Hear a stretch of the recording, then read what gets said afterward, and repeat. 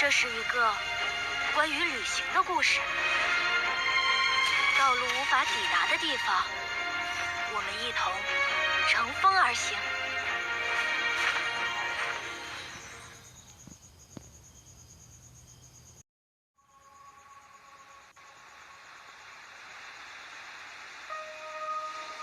Tadeo alikusanya moyo wake na kujiandaa kwa vita kubwa.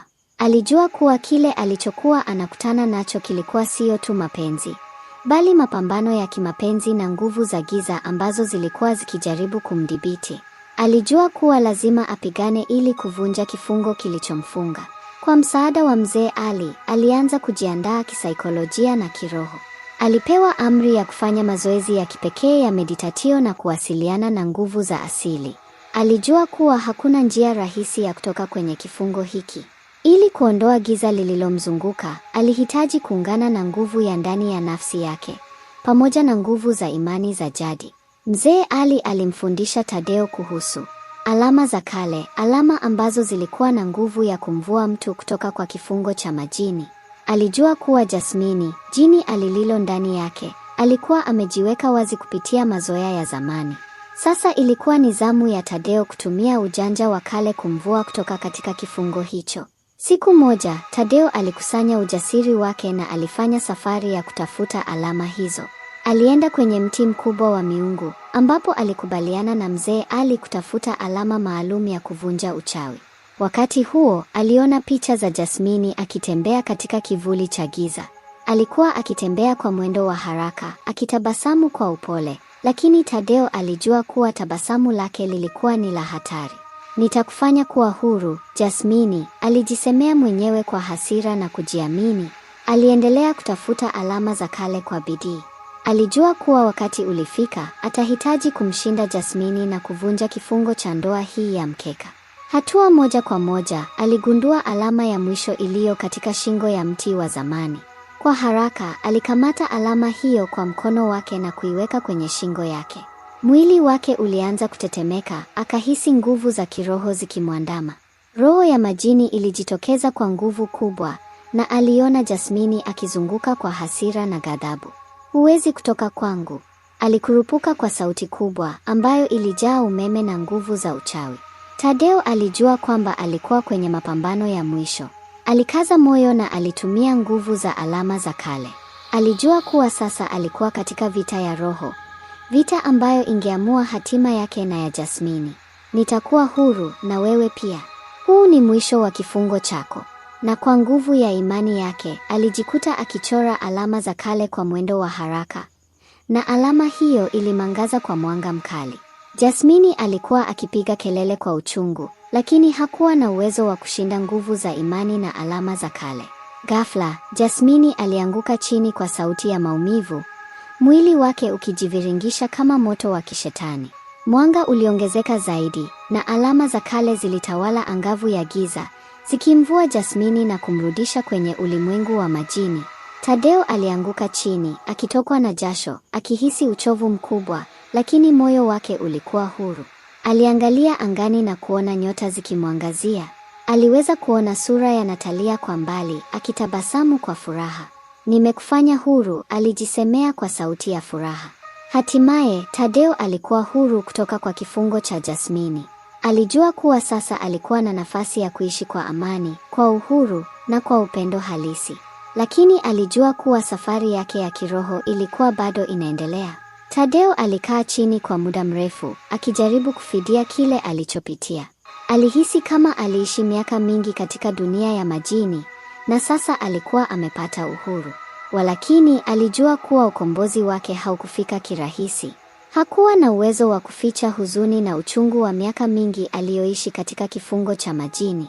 Aliangalia mikono yake. Ziliwahi kuwa za kawaida, lakini sasa alijua zilikuwa zimeshuhudia mambo ya ajabu. Mambo ambayo yangemwacha na alama zisizofutika. Jasmini alipoanguka, alijua kuwa ilikuwa ni mwisho wa kifungo chake. Lakini alijua pia kwamba alikuwa amekuwa sehemu ya maisha ya Tadeo kwa njia ambayo hakuwa na uwezo wa kuelezea. Aliendelea kutafuta njia ya kuponya maumivu yake. Kwa miezi mingi, alijiwazia jinsi maisha yake yangekuwa sasa. Alienda kwa mzee Ali, ambaye alijua kuwa alikuwa ni msaada wa mwisho kwa mtu aliyepitia hali ngumu kama yeye.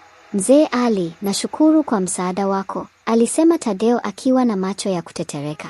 Lakini sasa najiuliza, je, maisha yangu yatakuwa vipi baada ya yote haya? Mzee Ali alimtazama kwa macho ya hekima, kisha akasema, Tadeo, umevuka giza na umevuka katika ulimwengu wa majini. Lakini sasa, lazima uishi na kutafuta njia yako mwenyewe. Ulifanya kosa la kuingia katika kifungo cha majini kwa sababu ya kisasi.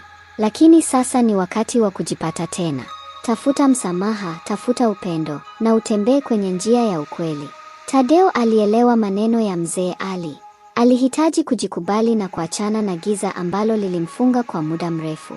Alijua kuwa kwa kweli amepata nafasi ya kuanza upya. Lakini sasa ilikuwa ni jukumu lake kuijenga. Akiwa na matumaini mapya, Tadeo alirejea kijijini, akijua kwamba kulikuwa na kazi ya kujenga upya maisha yake. Alijua kuwa aliona nuru kwenye mwisho wa giza, na kwamba kila aliyejitolea kuishi kwa imani na upendo anaweza kushinda hata nguvu za majini. Alikutana na familia yake, na aliona sura za watu wa kijiji wakimtazama kwa macho ya huruma. Alijua kuwa alifanya kosa, lakini alijua pia kuwa hakupoteza kila kitu. Aliweza kujenga tena na kuishi kwa furaha na amani, lakini kwa njia ya hekima na ufahamu wa kile alichopitia. Muda ulivyoenda, alijua kuwa Jasmini alikuwa ameondoka kutoka kwenye ulimwengu wa majini. Aliweza kusamehe kwa ajili yake na kwa ajili ya maisha yake mwenyewe. Aligundua kuwa nguvu ya kweli haikuja kwa kisasi, bali kwa msamaha na mabadiliko ya ndani.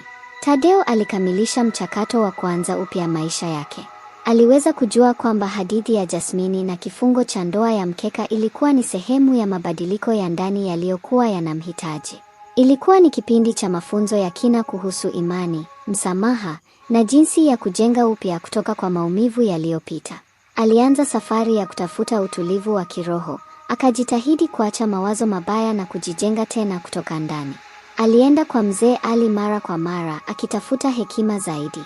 Kila alipohitaji mwongozo, mzee Ali alikuwapo kumsaidia, akimfundisha jinsi ya kutafuta ukweli wa ndani, jinsi ya kutulia na kukubaliana na yaliyopita. Usiwe na shaka, Tadeo, mzee Ali alisema wakati mmoja, alipoona huzuni ya bado iliyo kwenye uso wa Tadeo. Kila mtu anapitia giza, lakini tunapojitahidi kuona mwanga, tunapata amani. Tadeo alijua kwamba alikuwa amepitia njia ngumu, lakini alikuwa tayari kujenga maisha mapya. Aliamua kuanza kufanya kazi katika shamba la familia lake, akirejea kwa mizizi yake na kujitahidi kutengeneza njia mpya ya maisha. Aliwazia kuhusu familia yake, kuhusu Natalia ambaye alikubali kumwachia kwa kutafuta kisasi.